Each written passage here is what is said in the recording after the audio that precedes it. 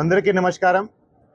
So నిన్న Chirala rural police station అంటే Epurupalem police station పరిధిలో నిన్న ఎర్లీ మార్నింగ్ అరౌండ్ 5:45కి ఒక అన్ఫార్చునేట్ షాకింగ్ ఇన్సిడెంట్ జరిగింది.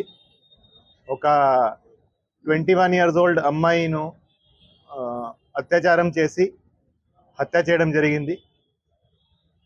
అమ్మాయి ఎర్లీ మార్నింగ్ 5:30 5:45 టైంకి బహిర్భూమికి బయట వెళ్ళడం జరిగింది. అక్కడ అమ్మాయిను రేప్ చేయడం, తర్వాత అక్కడే అమ్మాయిను మర్డర్ చేయడం జరిగింది. సో ఈ ఇన్సిడెంట్ మీద ఇమ్మీడియట్గా crime number 169/24 of Chirala rural police station under section 302 376 IPC కింద కేసు నమోదు చేసి ఇమీడియట్గా ఇన్వెస్టిగేషన్ టేకప్ చేయడం జరిగింది. సో సీన్ ఆఫ్ క్రైమ్ని క్షుణ్ణంగా పరిశీలించడం జరిగింది. నేను కూడా, ఐజీ గారు కూడా, అందరూ కూడా సీన్ ఆఫ్ క్రైమ్ని పరిశీలించడం జరిగింది. సీన్ ఆఫ్ క్రైమ్లో ఉన్న అన్ని ఆధారాలు, అన్ని ఎవిడెన్సెస్ సైంటిఫిక్ మేనర్లో కలెక్ట్ చేయడం జరిగింది. అక్కడ క్లూస్ టీమ్ పంపడం జరిగింది, అదేవిధంగా డాగ్ స్క్వాడ్ కూడా పంపడం జరిగింది. సో అవన్నీ ఎవిడెన్సెస్ కలెక్ట్ చేసి ఇన్వెస్టిగేషన్ టేకప్ చేయడం జరిగింది. ఈ కేసును సవాల్గా తీసుకొని, అంటే ఈ కేసులో అప్పటికి క్లూజ్ లేవు, అంటే ఎవరు చేశారనేది మాకు ఎటువంటి క్లూజ్ లేవు. ఈ కేసును అందుకని సవాల్గా తీసుకొని, అంత సీరియస్ ఇన్సిడెంట్ జరిగితే 10 టీమ్స్ ఏర్పాటు చేయడం జరిగింది. ఈ కేసు దర్యాప్తు అన్ని కోణాల నుంచి ఈ కేసు ఇన్వెస్టిగేషన్ చేయడం జరిగింది. సో మన అడిషనల్ ఎస్పీ బాపట్ల విఠలేశ్వర్ గారి ఆధ్వర్యంలో DSP Chirala and DSP Bapatla, అదేవిధంగా ఇన్స్పెక్టర్స్ అండ్ సబ్ ఇన్స్పెక్టర్స్ కింద 10 టీంలు ఏర్పాటు చేసి అన్ని కోణాల నుంచి దర్యాప్తు స్టార్ట్ చేయడం జరిగింది. సో ఆ ఇన్వెస్టిగేషన్ పరంగా ఈరోజు సాయంత్రం చిరాల అవుట్స్కర్ట్స్లో హై రెస్టారెంట్ దగ్గర 3 ముద్దాయిలని అరెస్ట్ చేయడం జరిగింది. ఈ 3 ముద్దాయిలు ఈపురపాలెం విలేజ్కే, సేమ్ విలేజ్కి చెందిన వాళ్ళే. A1 Devarakonda Vijay, A2 Karanki Mahesh and A3 Devarakonda Srikanth. So వీళ్ళు ముగ్గురికి ఇంతకు ముందు కూడా వాళ్ళ మీద కొన్ని కేసులు, క్రిమినల్ కేసులు ఉన్నాయి.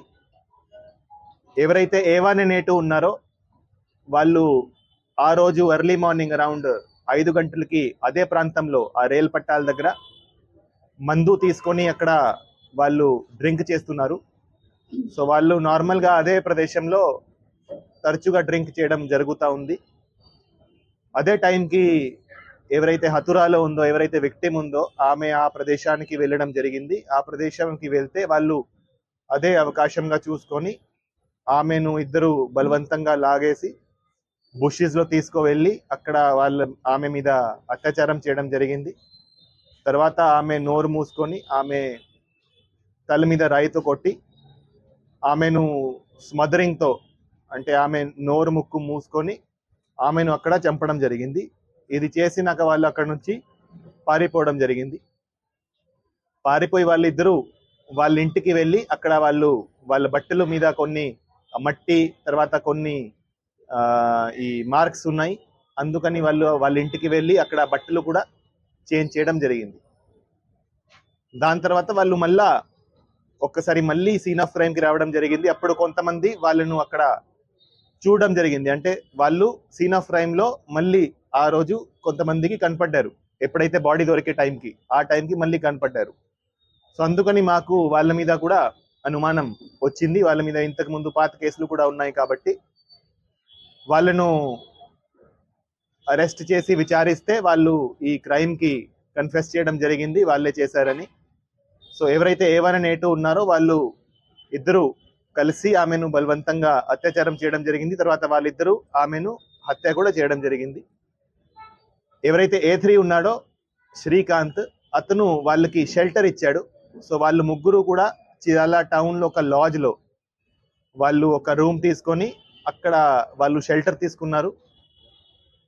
దాని తర్వాత ఈ ఎవరైతే A3 ఉన్నాడో శ్రీకాంత్ అనే అతను ఫోన్లో అతను మాట్లాడితే కొన్ని వాయిస్ రికార్డింగ్స్ ఉన్నాయి. ఆ వాయిస్ రికార్డింగ్స్ బేసిస్ మీద కూడా, ఆ వాయిస్ రికార్డింగ్లో ఎవరో వేరే అతనితో మాట్లాడుతుంటే అతను ఈ మర్డర్ గురించి చెప్పడం జరిగింది. ఆ వాయిస్ రికార్డింగ్ కూడా మేము యాజ్ ఎవిడెన్స్ కలెక్ట్ చేయడం జరిగింది. సో ఈ కేసులో అన్ని ఆధారాలు, ఈ వాయిస్ రికార్డింగ్ కానీ, అక్కడ సీన్లో ఉన్న వాటర్ బాటిల్ కానీ, ఫింగర్ ప్రింట్స్ కానీ, అక్కడ ఉన్న చెప్పళ్ళు కానీ, బట్టలు కానీ అన్నీ కలెక్ట్ చేసి అన్ని FSLకి, ఫోరెన్సిక్ సైన్స్ లెబార్టరీకి పంపడం జరిగింది. ఆ రిపోర్ట్ కొన్ని రోజుల్లో వస్తుంది. ఈ కేసులో త్వరలోనే ఛార్జ్ షీట్ కూడా ఫైల్ చేస్తాము. ఛార్జ్ షీట్ ఫైల్ చేసి త్వరలోనే ఈ కేసులో ట్రయల్ కూడా కంప్లీట్ అయ్యేటట్టు, వాళ్ళకి ఖచ్చితంగా శిక్ష పడేటట్టు ఖచ్చితంగా వాళ్ళను మేము అన్ని చర్యలు తీసుకుంటాము. సో ఏదైతే సెక్షన్స్ అప్లై చేయడం జరిగింది ఈ కేసులో, దాంట్లో మాక్సిమం పనిష్మెంట్ అంటే 20 సంవత్సరం రిగరస్ ఇంప్రిజన్మెంట్ ఉంది. సో అంటే లైఫ్ ఇంప్రిజన్మెంట్ కంటే కూడా ఎక్కువ ఇంప్రిజన్మెంట్ ఈ సెక్షన్స్ కింద ఉంది. సో సెక్షన్ 376D అంటే gang rape and murder 302 IPC కింద కేసు నమోదు చేసి వాళ్ళని ఈరోజు అరెస్ట్ చేసి రేపటికి వాళ్ళను కోర్టులో ప్రొడ్యూస్ చేయడం జరుగుతుంది. సో ఈ కేసులో ఈ అంతా పోలీస్ యంత్రాంగం నిద్ర లేకుండా నిన్నటి నుంచి కంటిన్యూస్గా దాని మీద కృషి చేశారు, చాలా కష్టపడ్డారు.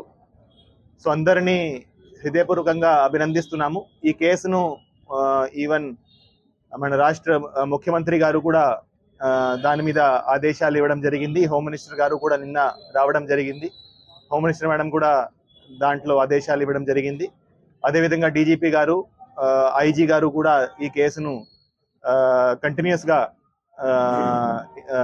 ఫాలో అప్ చేశారు అండ్ కంటిన్యూస్గా ఇన్స్ట్రక్షన్స్ ఇచ్చారు. దాన్ని బట్టి